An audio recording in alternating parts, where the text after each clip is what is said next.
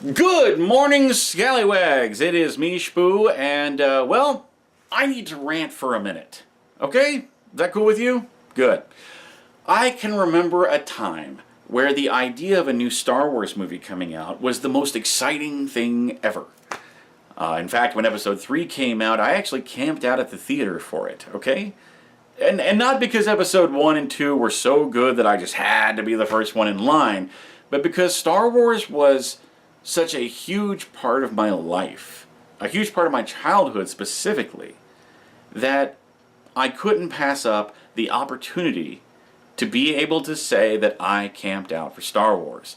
And at the time, that was going to be my last opportunity to do so. Well, fast forward 20 years, and now we get Star Wars about as often as we get reboots of good movies that end up sucking. And that's a lot. Which brings me to Episode 9 and the trailer drop for Rise of the Skywalker. I really wish I could say that I'm excited about it, but well, I'm just not. And that's something I never thought I would have to say, that I'm not excited about a Star Wars movie. But I'm not. And the reason for that, I, unlike most people, did not hate Episode 8. Okay?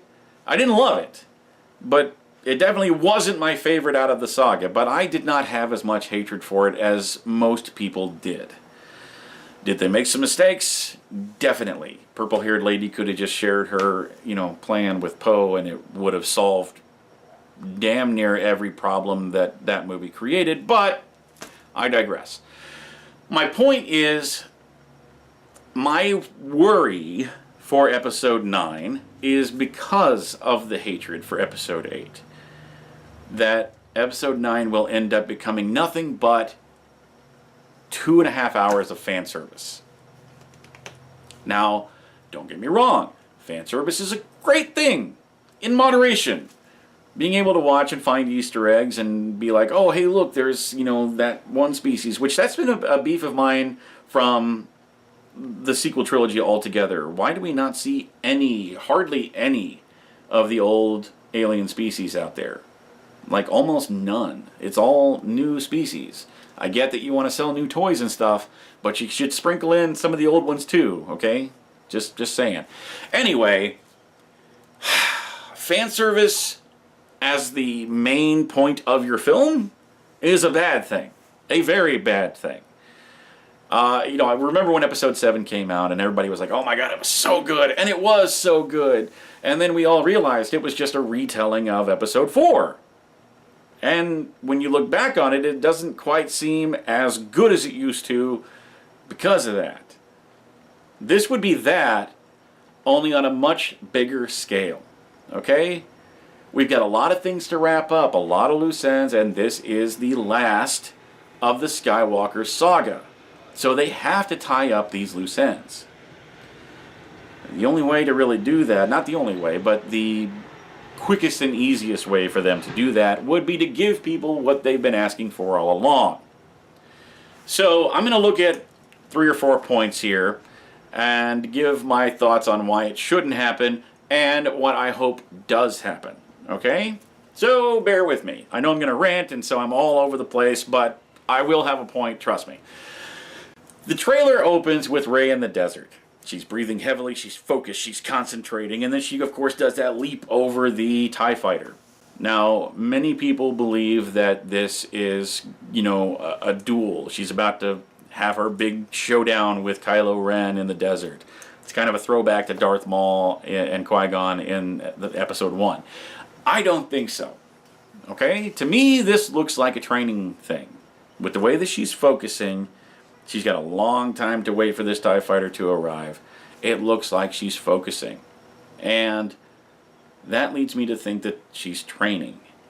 Now, is she training with Kylo Ren?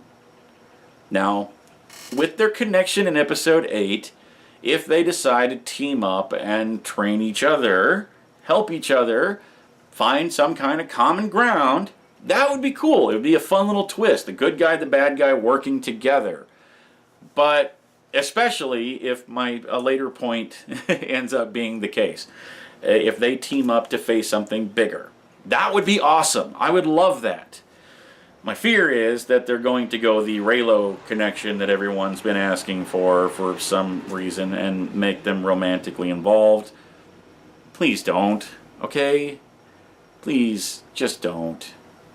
Look at episode 2, okay? The romance between Anakin and Padme. And how much it slowed everything down to a crawl. This would happen exactly the same. Not that we're going to get Kylo Ren talking about how much he hates sand. I don't like sand. Just that it would slow the movie down to a ridiculous point, okay? It's not necessary, it's not needed. You can bring the two of them together in a much more exciting way by having them train together to face a bigger foe. Now, who would that bigger foe be? Palpatine! Do it. Point number 2. Now, I am excited as all hell about Palpatine returning, okay? I love the Emperor. I think he's one of the greatest characters in all of the Star Wars movies. He is so much fun, especially in Return of the Jedi, okay? I'm excited that he's coming back. Now, we heard his laugh at the end of the trailer, and JJ has also confirmed he's coming back. And, of course, at Star Wars Celebration, Ian McDiarmid stepped out on stage himself and gave us the "Roll it again," which was super exciting. How is he returning, however? Well, there's a number of ways. But we know that Sith can't create Force ghosts like Jedi can, and this is from canon, but they can connect to a thing. Is Palpatine part of the Death Star? Is that why we see the ruins of the Death Star in the trailer? I don't like that, but okay. What if Palpatine was never really dead, though? That is what I'm hoping. You know, you want to tie everything together? Well, let's jump back to episode 3 with Palpatine telling Anakin a story about learning the secret to stop death. What if Palpatine prevented his own demise and somehow survived that fall down a radiation shaft and the imminent explosion of the Death Star altogether? Have fun explaining it, but I hope that is the case. I would love that. Now, if you've read the Aftermath books and you've played any of the games that have come out that are now part of canon, it goes a lot into what Palpatine's plan was for what would happen to the Empire if the Emperor was to die or fall. And it basically was destroy a lot of planets that were heavy involved with the Empire, basically kind of destroy the evidence sort of thing, so that no one else could take it over. Let's just blow it up. And for a few factions of you to go hide out in the forgotten regions or the outer regions or whatever it's called, the unmapped portions of space that were dangerous to travel within, so nobody ever goes out there. It's beyond the outer rim, which is where Snoke is from. So, what if the reason why Snoke was so anticlimactically killed in Episode 8 was because he was never meant to be the big bad? He's just a puppet of Palpatine. The Palpatine puppet. That's fun to say. Try it. Give it a try. See? Isn't that fun? Anyway, so that gives Reylo an excuse to team up and train together because they've got to go off and fight this big bad that is Palpatine in the outer regions. I would love that. I would absolutely love that. Please tell me that that's what we're doing and not getting a love story, a Reylo love story, and the spirit of Palpatine is attached to a piece of rubble on a planet somewhere. That would just be lame.